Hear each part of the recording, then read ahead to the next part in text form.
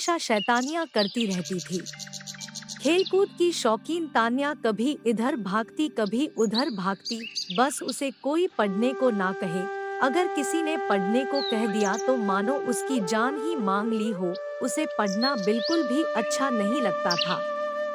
तानिया चाहती थी कि वह हमेशा खेलती कूदती रहे और उसकी माँ उसे रोज शाम को पढ़ने के लिए बिठा देती थी। एक दिन तान्या अपना सबसे पसंदीदा खेल खेल रही थी। जैसे ही उसकी माँ ने उसे पढ़ने को कहा वह बहुत ज्यादा गुस्सा हो गई। उसने सोचा कि अगर वह घर की सारी किताबें जला दे तो उसकी प्रॉब्लम हमेशा के लिए खत्म हो जाएगी। अगले दिन जब उसकी माँ घर पर नहीं थी, तान्या ने सारी किताबों में आग लगा दी। उस आग में एक लाल किताब भी थी।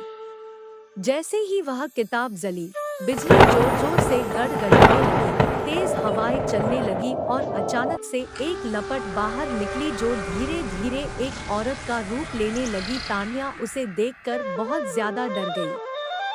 तभी अचानक वहां पर उसकी माँ आ गई और तान्या को एक थप्पड़ लगा दिया और तान्या की माँ तुरंत उसे पूजा वाले कमरे में ले गई। माँ ने तान्या को बताया कि जब वह लोग इस घर में आए थे, तब कुछ लोग कहते थे कि इस घर में एक चुड़ैल का साया है। तो उन लोगों ने एक बड़े पुजारी को बुलाकर इस घर की पूजा कराई और उस पुजारी ने अपनी शक्ति से उस चुड़ैल के साए को इस किताब के अंदर कैद कर दिया और बोला कि कभी भी इस किताब को कोई हाथ ना लगाए और अगर गलती से किसी ने इसे आग में डाल दिया तो यह चुड़ैल वापस आजाद हो जाएगी। तान्या यह बात सुनकर डर गई और बोली, माँ अब क्या करें?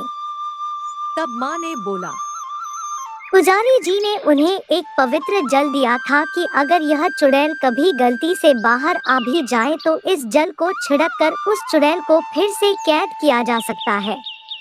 पर अब मुश्किल यह थी कि यह जल छिड़का कैसे जाए, क्योंकि वह चुड़ैल काफी गुस्से में थी क्योंकि उसे इतने लंबे समय तक के लिए इस किताब में बंद कर दिया।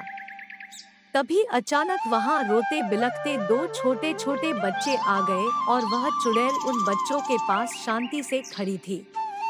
माँ धीरे से कमरे से बाहर आई और उस चुड़ैल से बात करने की कोशिश करने लगी। जैसे उस चुड़ैल ने माँ को देखा, वह चुड़ैल माँ पर हमला करने के लिए भागी। माँ के हाथ में वह पवित्र जल था।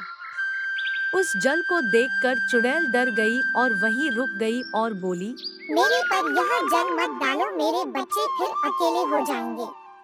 माँ ने उस चुड़ैल को बड़े ध्यान से देखा और पूछा कि तुम्हारे साथ क्या हुआ था। चुड़ैल बोली, मेरे पति ने मुझे वही जिंदा जला दिया था और मेरे बच्चे भूखे बिलखते रह गए और ऐसे ही उन्होंने भी दम तोड़ दिया। बस अंतर इतना रहा कि मैं तो चुड़ैल बन गई और मेरे बच्चे भूत बन गए। तब से हम यही रहते थे, पर 10 साल पहले तुम आए और तुमने मुझे इस किताब में कैद कर दिया।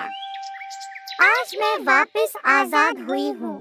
मैं अपने बच्चों को वापस अकेले नहीं छोड़ना चाहती हूँ। माँ सोचने लगी कि अगर यह चुड़ैल ऐसे ही रही और लोगों को नुकसान पहुँचाएगी। तभी चुड़ैल बोली कि तुम हम पर जल मत डालो, हमें मुक्ति दिला दो। माँ ने पूछा कि मैं तुम्हें मुक्ति कैसे दिला सकती हूँ। चुड़ैल बोली कि तुम इस घर के पीछे वाले नीम के पेड़ के नीचे एक हवन कराओ और मेरे बच्चों की आत्मा की मुक्ति के लिए प्रार्थना करो। माँ ने पूछा कि उस पेड़ के नीचे क्यों। चुड़ैल बोली कि मेरे पति ने मुझे यही जलाया था और अगर कोई उस पेड़ के नीचे हवन करता है और मेरे बच्चों की मुक्ति की प्रार्थना करता है तो हमें मुक्ति मिल सकती है। अगले दिन तान्या की माँ ने वहाँ पर एक छोटा सा हवन कराया, जिसमें उन लोगों ने उस चुड़ैल और उसके बच्चों की मुक्ति के लिए प्रार्थना करी। इससे उस चुड़ैल और उसके बच्चों को मुक्ति मिल गई और वह हमेशा के लिए वहाँ से चले गए। और तान्या को भी यह बात समझ आ गई कि हमें ऐसे सारी किताबें नहीं जलानी चाहिए और हमें पढ़ना भी चाहिए, जिससे हम अच्छे और समझदार इंसान बन सके। तो यह कहानी यही खत्म हो जाता है। तो आप लोग वीडियो कैसे लगी कमेंट में जरूर बताएं। धन्यवाद।